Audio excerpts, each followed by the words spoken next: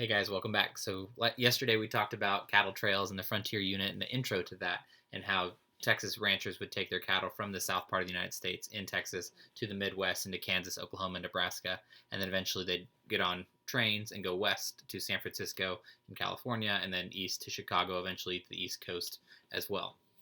So that was the cattle trails themselves. Today we're going to talk about what life was like for cowboys, the people that actually took those cattle trails from Texas up into the Midwest. So we're going to focus on a very specific cowboy named Nat Love. We talked a little bit about him during Black History Month in February, so you might remember a little bit about him. This story might seem a little familiar, but we're going to go more in depth, and we're going to actually analyze some of his words because he wrote an autobiography about himself and his life story. So we're going to look at Nat Love and his life story. So the first thing we're going to talk about is that Nat Love was the son of an enslaved couple. They were both slaves. His father's name was Samson Love, and his mother's name is unknown to history. It's not remembered. But he was born in June of 1854 on Robert Love's plantation in Davidson County, Tennessee. So he was born the child of a slave. But then after emancipation, which is the Emancipation Proclamation that Abraham Lincoln signed in 1863, he and his family members became free. And so Nat Love's parents actually remained on that plantation and worked as sharecroppers. So a sharecropper is not a slave. They're kind of similar, but the difference is that they are free and they are paid a small amount. Where in slavery, they weren't paid at all and they were owned. In February of 1869, though, Love left Tennessee and he headed west. He wanted to find his own path. He wanted to find his own future and make his life better. So he worked as a cowboy in the Texas Panhandle. So he first came down to Texas after leaving Tennessee. His last job, though, before his death, was as a security guard at General Securities Company in Los Angeles, California, where he died in 1921. So he lived from June of 1845 to 1921. So in that last century that we just got out of, so about 100 years ago, is when he passed away. And so Love's story was chronicled. He wrote about it in the life and adventure of Nat Love, which was published in 1907, about 14 years before his death. So in this, and he called it a full-length autobiography of the African-American cowhand. So we wanted to explain what his life was like and what it was like to be a cowhand and somebody that worked on these cattle trails. But while Love claims that this book is intended for those who prefer facts to fiction, several scholars express doubts about the book's veracity, which means its truth. Katz is a person who wrote about it. For example, claims that the typical Western braggadocio, which is kind of like bragging or like exaggerating, says with Love, it's like recounts his abilities as an expert horseback rider, marksman, drinker, and fighter, makes him appear more like a dime novel hero than a flesh and blood cowpuncher. So what he's saying there is that he kind of exaggerated his stories a little bit to make himself, seem better, seem more heroic, and so that's part of this is that he wrote this about himself, and he shared his stories of what life was like, but he also kind of exaggerated a little bit. So in his account of his unusual adventurous lifestyle, it began with his birth in a slave cabin. Love describes his owner Robert Love as a kind and indulgent master, but he also insists that the institution of slavery is as a great evil, and excuses physical abuse and separates families.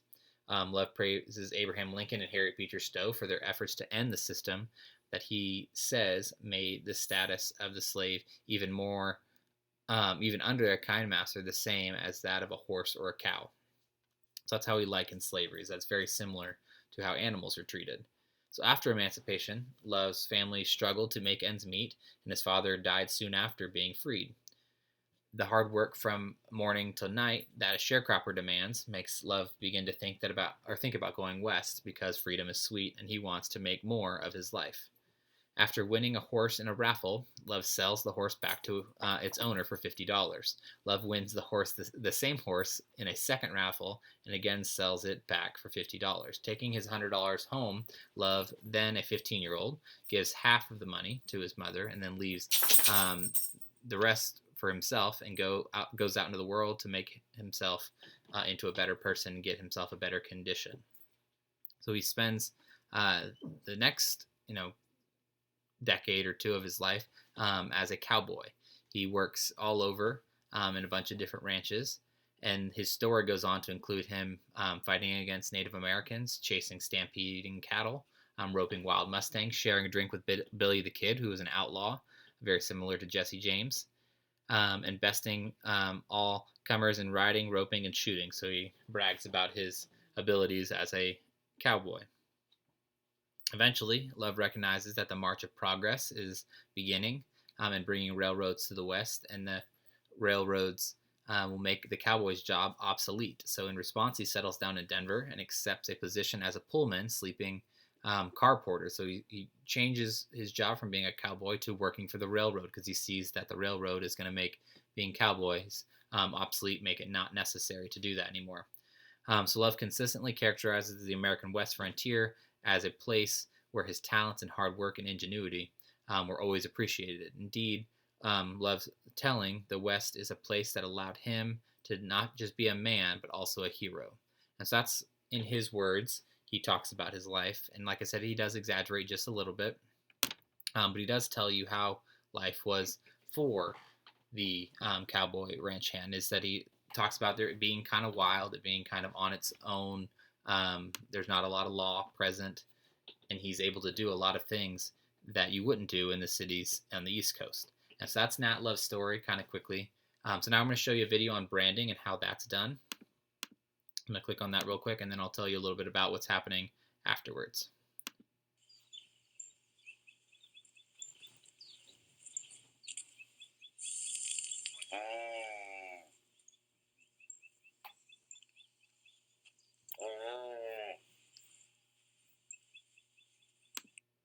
So they tie up the cow's legs like that to keep them from kicking and hurting themselves. And the brand, obviously, it does burn into their skin, and it makes it so the hair won't grow back.